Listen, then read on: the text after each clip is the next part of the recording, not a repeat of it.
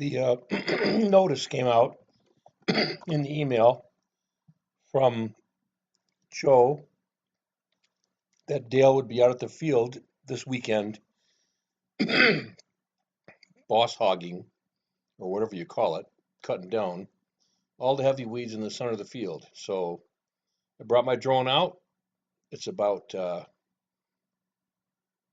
2 o'clock in the afternoon, and I took off and I'm out here, and I thought this was Dale in this tractor here, but it's not. He's got somebody else doing the mowing, and he's over on the west end trying to clean out the landing fence. So there's a lot of work done. As you can see from this, this is Sunday. They worked on Saturday too and got a good part of this field mowed. That one spot in the middle there, I am going to assume is all the wet stuff, and they've saved that for last. I do not know who this is driving this, and I hope that he was not upset with my drone following him as he's going back and forth. I tried to stay from being right over the top of him so as I wouldn't fall onto him, which is not likely to happen with that drone, but nevertheless. So I wanted to get a picture of what this looked like and the whole overall look. It's a pretty wide swath. That thing takes about a 4 foot, 5 foot wide path. Still, that's a small footprint when you consider the size of this field. There are 44 acres within the inside of the fenced-in area of our flying field. So that's quite a bit to cut. And this is pretty heavy weeds. Now, it's rough. You can see the bobcat bouncing up and down, but it doesn't look like it's impassable since he's making it.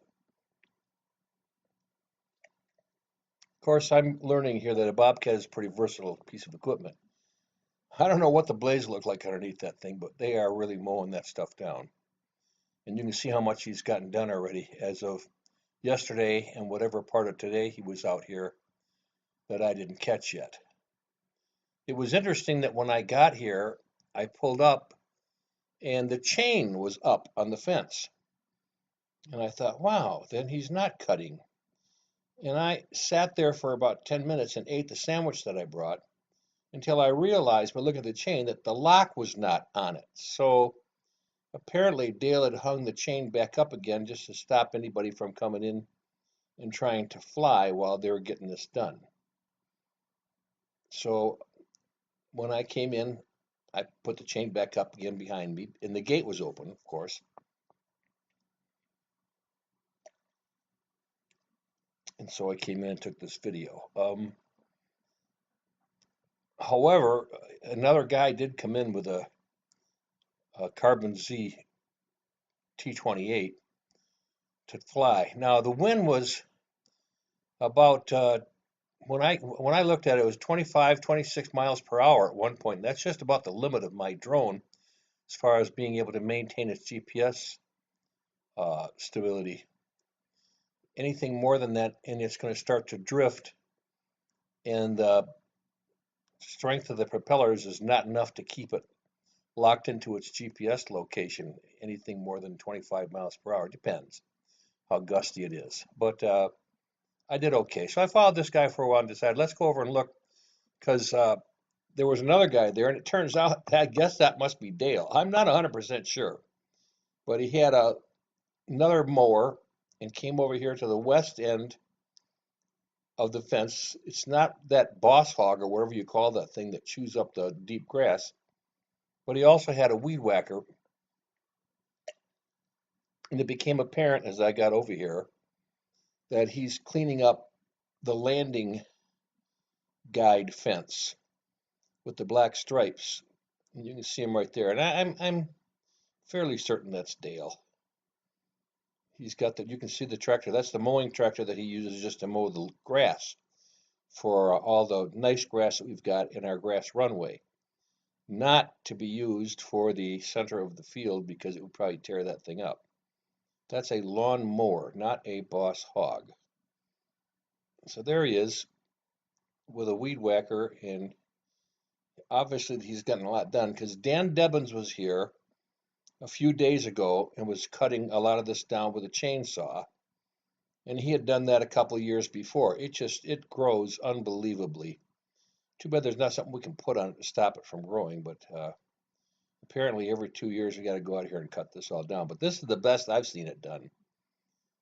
You can see that ditch that's right there, which when it's full of weeds and stuff is just impossible to walk through. There's a good look at the whole field. You can see how much is mowed, and it looks a heck of a lot better than it did a week ago. Still, all these trees right here along the western and northwestern edge of the fence, it would be nice to take them down so that if you do drop a plane out there in the soybeans, outside of that fence is soybeans. If you do drop a plane out there, um, it's hard to tell from inside the field where you're standing whether it went outside the fence or whether it went inside the fence. So if we clean those trees off of the fence line, it'll be a little easier to keep track of where your plane went.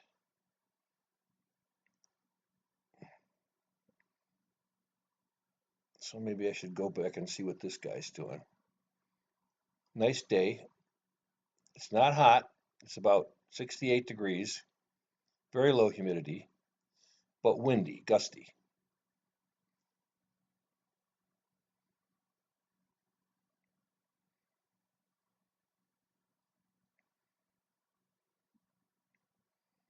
So I'll catch up with this other guy again and see.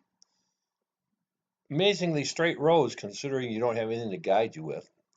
Unless he's got a GPS device on his tractor, on his Bobcat, which I doubt.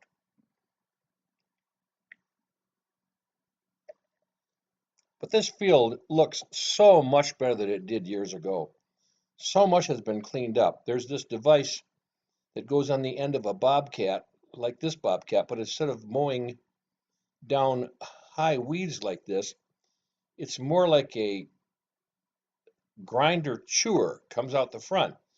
And you push the Bobcat up against a tree and it just grinds that tree right down until it falls. Then you come at the tree from the fallen end and go from the tip of the tree to the base of the tree, and it just turns the whole tree into wood chips. Amazing device. And we used that 2 years ago to clean all that heavy growth of trees along our entrance roadway, Flying Pilgrim's Trail. And it looks so much nicer now. We left a few trees up that look nice. They give it a little border, but most of the overgrowth that just looked terrible got all ground into wood chips, which have in 2 years now settled there. And of course, the wood chips do not prevent the weeds from growing underneath, so they grew up through the wood chips. So there's a nice base around the sides of the Flying Pilgrim's Trail entrance roadway, but it's all well manicured now. He's just chomping right along here. You notice all the birds. Apparently, the birds are all must be looking for, I don't know what they're looking for, mice or something like that. That now that they see this guy mowing, there's a multitude of birds flying over him because he's obviously exposing something that they're interested in. And 3 or 4 years ago, when this got mowed, all kinds of crows and hawks and other birds of prey were actually out in this field looking like they were roosting. At first you'd think they were making nests, but they were out there because now the mice that roam through this field had no place to hide. And these birds are out there probably feasting on what was now exposed. Look at how that looks. Wow, that's really something. Let's take a look at this spot in the middle here. I'm pretty sure this is all a wet spot. Let's go take a look one more time at what Dale's doing.